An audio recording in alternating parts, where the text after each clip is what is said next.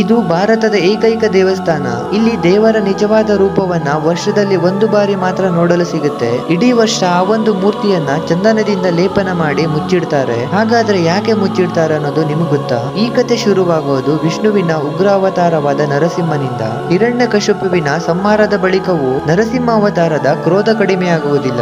ಆ ಒಂದು ಕ್ರೋಧದಿಂದ ಇಡೀ ಸೃಷ್ಟಿಯ ಅಂತ್ಯವಾಗುವ ಸಮಯದಲ್ಲಿ ಪ್ರಹ್ಲಾದನ ಆಕ್ರಂದನಕ್ಕೆ ನರಸಿಂಹ ಸ್ವಾಮಿ ಸಾಯಿ ರೂಪದಲ್ಲಿ ಆ ಒಂದು ಪರ್ವತ ಮೇಲೆ ನೆಲೆಸ್ತಾರೆ ಮತ್ತು ಕಾಲಾಂತರದಲ್ಲಿ ಈ ಒಂದು ವಿಗ್ರಹ ಮಣ್ಣಿನಲ್ಲಿ ಹೂತು ಹೋಗುತ್ತೆ. ವರ್ಷಗಳ ನಂತರ ಆಂಧ್ರ ಪ್ರದೇಶದ ರಾಜಪುರಾರವನಿಗೆ ಸ್ವತಃ ನರಸಿಂಹ ಸ್ವಾಮಿ ಕನಸಿನಲ್ಲಿ ದರ್ಶನ ನೀಡಿ ಪರ್ವತದ ಮೇಲಿನ ಮಣ್ಣಿನಲ್ಲಿ ಅಡಗಿರುವ ಸ್ವಯಂಭೂ ವಿಗ್ರಹ ಹೊರತೆಗೆದು ಸ್ಥಾಪಿಸಿ, ನನ್ನ ಉಗ್ರತೆಯನ್ನು ಶಾಂತವಾಗಿರಿಸಲು ನನ್ನನ್ನು ಯಾವಾಗಲೂ ಶ್ರೀಗಂಧದ ಪದರದಿಂದ ಮುಚ್ಚಿರಬೇಕು. ವರ್ಷದಲ್ಲಿ ಕೇವಲ ಒಮ್ಮೆ ಮಾತ್ರ ನನ್ನ ನಿಜವಾದ ರೂಪ ಭಕ್ತರಿಗೆ ದರ್ಶನ ನೀಡಬೇಕು.